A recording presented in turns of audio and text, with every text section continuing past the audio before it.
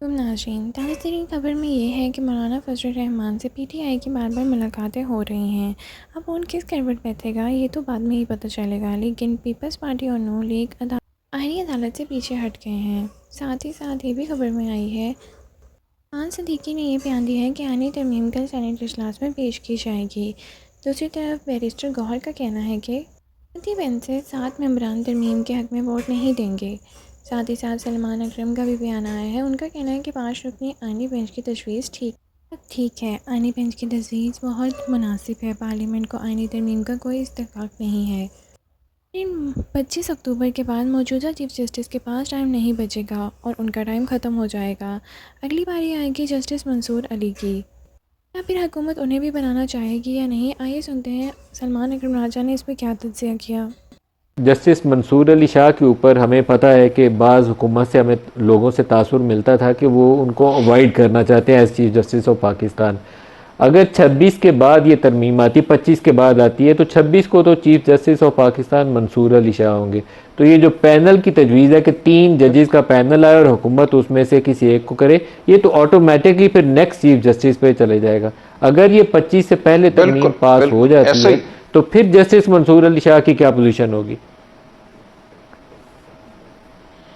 देखिए, फिर हमारा तो ये इसरार होगा और हम यही तजवीज़ देंगे कि इस तरमीम को 26 तारीख के बाद नाफिजुल अमल किया जाए, ताकि जो एक तवक्को है मंसूर अली शाह साहब की और कौम की आइन की बुनियाद पर कि वो चीफ जस्टिस बनेंगे, वो बने। ऐसा ना हो कि ये लगे कि ये आइनी तरमीम सिर्फ उनको हटाने के लिए की गई है। आइनी तरमीम का अगर मकसद है एक उमूमी तब्दीली करना और उसको अच्छा समझा जा रहा है, अगरचे हम अच्छा नहीं समझते। क्या ये तजवीज़ आती है कि आइनी पैकेज जो सामने आता है उसके अंदर एक आइनी बेंच का तस्वुर आता है, उसके लिए सुप्रीम कोर्ट के जजेस की तादाद में इजाफा भी करना पड़ेगा, या 22 या 25 आपको करनी पड़ेगी? 7 चीफ जस्टिस के तकर्रुर का तरीक़ाकार, फिर जस्टिस मंसूर अली शाह, आपने अभी खुद उसका सवाल रेज़ किया। क्या अगर ये आपकी मर्ज़ी के मुताबिक हो जाते हैं तो पीटीआई इस कॉन्स्टिट्यूशनल पैकेज के लिए वोट करेगी? नहीं करेगी। देखिए, मैंने पहले कहा कि हम इस पार्लियामान के इस्तेहकाक को नहीं मानते। जो तरीका अपनाया गया है अभी तक, आज एचआरसीपी ने भी इस तमाम तरीके को रद्द किया है कि आपने अवाम को क्यों इसमें शामिल नहीं किया, सिविल सोसाइटी जो है पाकिस्तान की उसको शामिल नहीं किया।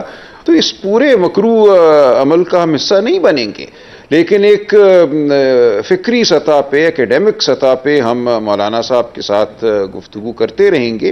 लेकिन हमारा मौक़िफ़ यही है कि इस पार्लियामान को और जिस तरीके से ये सब कुछ किया जा रहा है, हम सपोर्ट नहीं करते आइनी तरमीम के हवाले से। हमारे जो इस आइनी मुदाफ़ियत के अमल में बड़े हलीफ हैं मौलाना फजल रहमान साहब, उनकी तरफ से भी दरख्वास्त आई थी।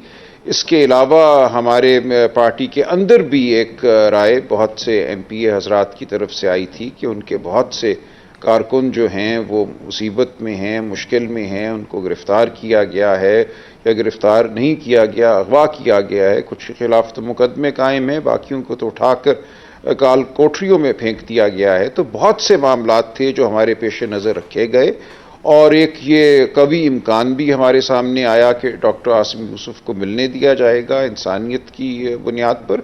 तो इन तमाम मामलात को, एक कोई वाहिद वजह नहीं है, इन तमाम मामलात को पॉलिटिकल कमेटी के सामने रखा गया और दयानतदारी से, लेकिन दोस्त मुल्क भी उसमें शामिल था, फैसला हुआ। 2 आरा थी, उसमें दोस्त मुल्क का मशरफ भी शामिल था, भी शामिल थी, एक या एक से ज्यादा दोस्त मैंने मुल्क। कहा, बस ज्यादा बात मैं नहीं करूंगा।